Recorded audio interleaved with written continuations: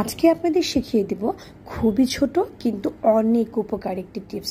সেটা হচ্ছে কিভাবে দীর্ঘদিন ধনিয়া পাতা ফ্রিজে রাখা যাবে। ধনিয়া পাতাগুলো যেমন গ্রিন থাকবে তেমন টেস্টও পরিবর্তন হবে না এবং গন্ধটাও অসাধারণ একই রকম ফ্রেশ পাতার মতোই থাকবে।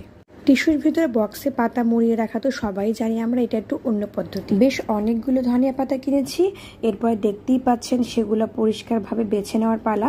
একটু হলুদ পাতাগুলো যেগুলো সরিয়ে ফেলা, একটু শক্ত যে ডালগুলো আছে এগুলো ফেলে ফেলে প্রপারলি বেছে নিচ্ছে। অনেক সময় নিয়ে বসে বসে আমার একদম পেট ব্যথা হয়ে গেছে, এর জন্য টুলের উপর একটু উঁচা করে নিয়েছি যাতে করে কাজটা আমার ইজি হয়।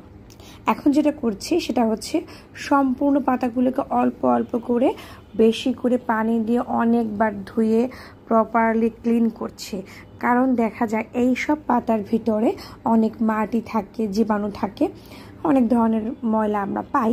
ওগুলাকে জাস্ট প্রপারলি ক্লিন করে খাওয়ার উপযোগী করার চেষ্টা আমার চলছে। এটা যেটা দেখতে পাচ্ছেন ঠিক এরকমভাবেই পুনরাবৃত্তি করে সমস্ত পাতা ক্লিন করা হয়েছে। এরপরে এই পাতাগুলো ভালো করে মুছে এই যে দেখেন ছোট ছোট করে কেটে আমি বক্সে ভরে নিয়েছি। দীর্ঘদিন এই বক্সে ডিপে সংরক্ষণ করতে পারবেন।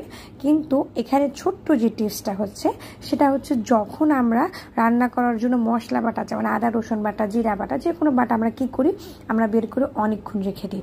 বাট এই পাতার ক্ষেত্রে যেটা করতে হবে যে এখন আমি পাতাটা তরকারিতে ছিটিয়ে দেব। এখনই আমি ফ্রিজ থেকে বের করব এবং বের করে তরকারিতে দেই বা ভাজিতে যে খাবারই দেই বা যে কোনো ভাজাভুজিতে ইউজ করে এখনই রেখে দেবো। দেখতেই পাচ্ছেন আমার এই পাতাগুলো বরফ হয়ে গিয়েছে। বরফ হওয়ার পরে লুকটা আমি দেখাচ্ছি। জাস্ট এখন যে কোনো চাকু দিয়ে বা চামচ দিয়ে একটু খোঁচা দিলে পাতাগুলো ঝুরঝুরে করে উঠে আসবে এবং সেটা আমি যখন যে খাবারে যেভাবে ইউজ করে ঠিক তখনই ফ্রিজে রেখে দেবো। আমি ফ্রিজ থেকে বের করে রেখে কিছুক্ষণ রাখবো না, তাহলে পাতাটা আবার কালো হয়ে যাবে, তখন নরম হয়ে দলা পাকিয়ে যাবে আর ব্যবহার করা যাবে না।